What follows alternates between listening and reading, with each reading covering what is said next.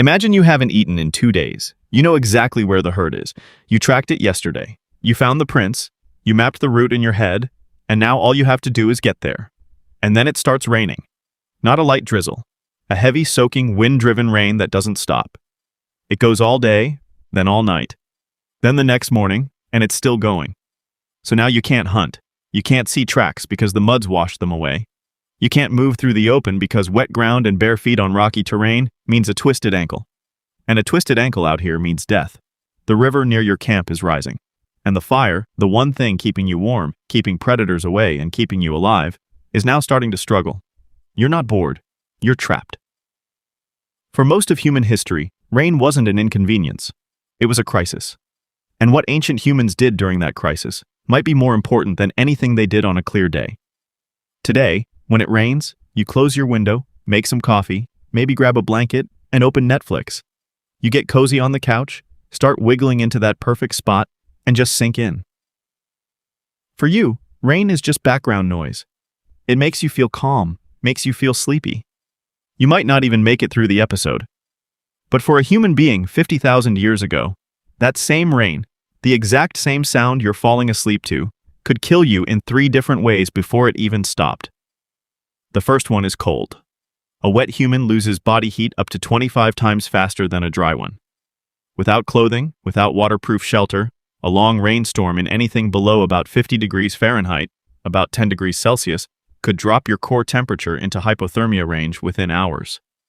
And most of the world our ancestors lived in got that cold at night, even in Africa during the wet season at higher elevations. The second one is flooding, caves and rock shelters.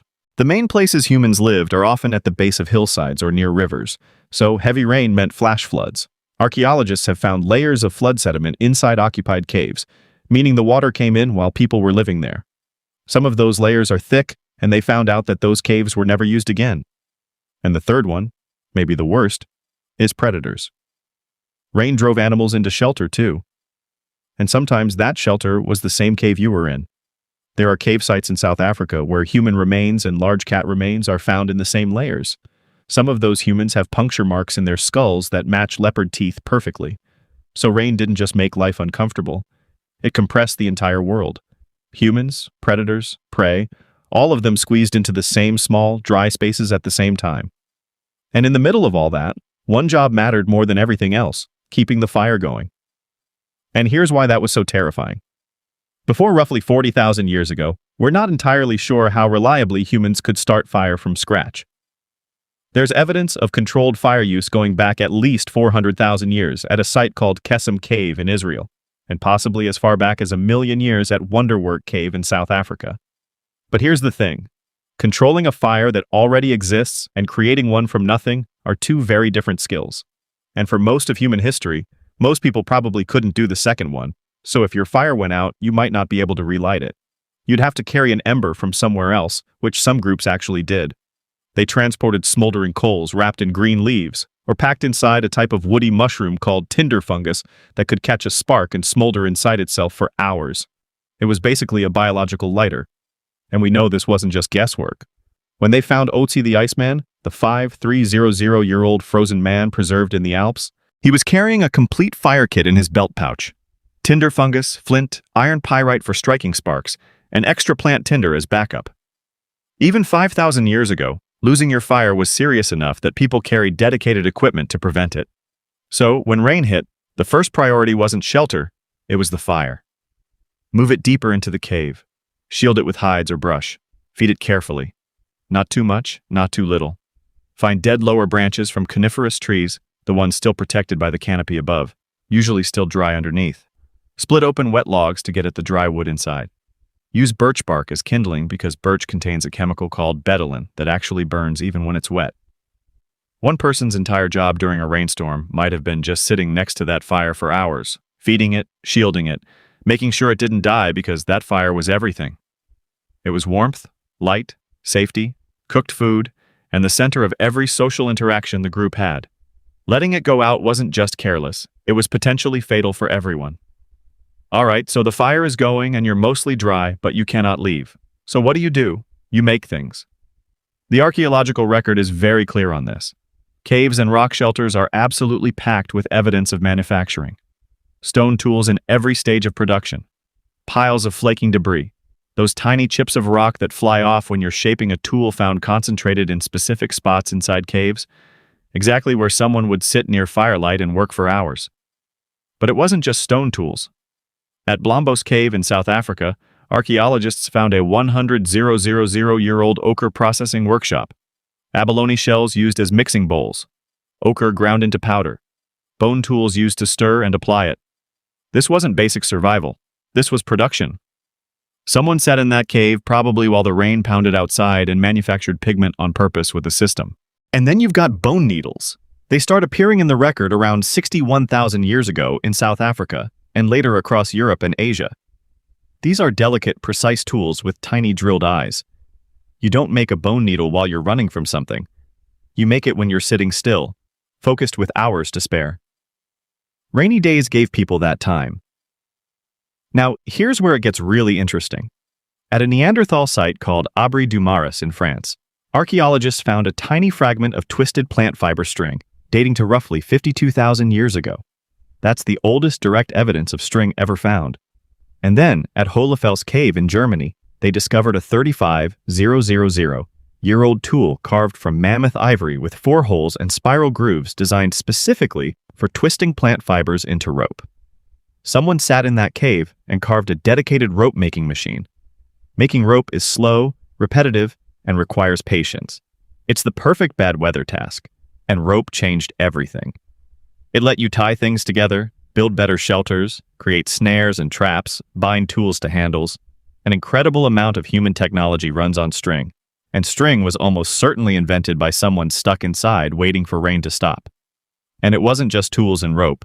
People were also making their shelters livable. At Sibudu Cave in South Africa, archaeologists found something most people wouldn't expect from 77,000 years ago. Bedding. Actual bedding. Layers of sedges, rushes, and grasses carefully arranged as sleeping mats. The top layers included leaves from a plant called Cape Laurel, which is a natural insect repellent. Someone wasn't just surviving in that cave. They were making it comfortable. They were making it home. And the bedding was periodically burned and replaced to keep it clean. 77,000 years ago, people were already doing pest control. But here's where the story takes a turn that nobody expects. Because all of that, the tools, the rope, the bedding, that's the practical stuff. What came next is something else entirely. The art. The Chauvet Cave in southern France contains paintings that are roughly 36,000 years old. Lions, horses, rhinos, bears, drawn with a level of skill and observation that still shocks people today. The artists understood anatomy, movement, perspective. Some of the animals are drawn mid-stride, muscles tensed, heads turning. These aren't doodles. These are the work of people who watched these animals for thousands of hours and then recreated them from memory deep underground by firelight. And Chauvet isn't alone.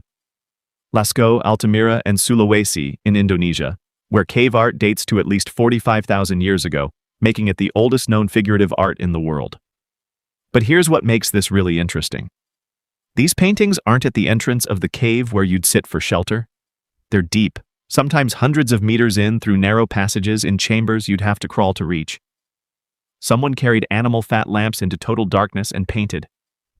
And think about that for a second. Nobody does that when the weather's perfect and the hunting's good. You do that when you can't go outside. When the rain has been falling for 2 days and you've already sharpened every tool you own, and there's nothing left to do but go deeper into the dark and create something. Now, we can't prove that cave art was a rainy day activity, but the logic holds together. The most creative explosion in human prehistory happened in the exact places where people were most likely to be stuck inside for extended periods. And that leads to something even bigger. Rain didn't just create art. It might have created culture itself. Think about it. What happens when 15 to 30 people are forced into a confined space together for days with nothing to do? You talk, you listen, you share information. In 2014, anthropologist Polly Weissner published a study where she compared daytime conversations and nighttime fireside conversations among the Ju-Huansi Bushmen in the Kalahari Desert. During the day, people talked about practical things, land rights, resources, complaints. But at night, around the fire, over 80% of the conversation shifted to stories, songs, and ceremonies. The firelight changed what people talked about. It softened faces, reduced tension, created a space where people opened up. The campfire wasn't just warmth. It was the original social network. And the stuff being shared around that fire wasn't small talk. It was survival. Where the water sources dry up in summer, which plants are safe to eat, where the best flint deposits are, how to track a specific animal. That's not gossip. That's critical knowledge being passed from one brain to another through speech. And then beyond the practical stuff, there was something else. Stories, myths, explanations for why the rain comes and where it goes.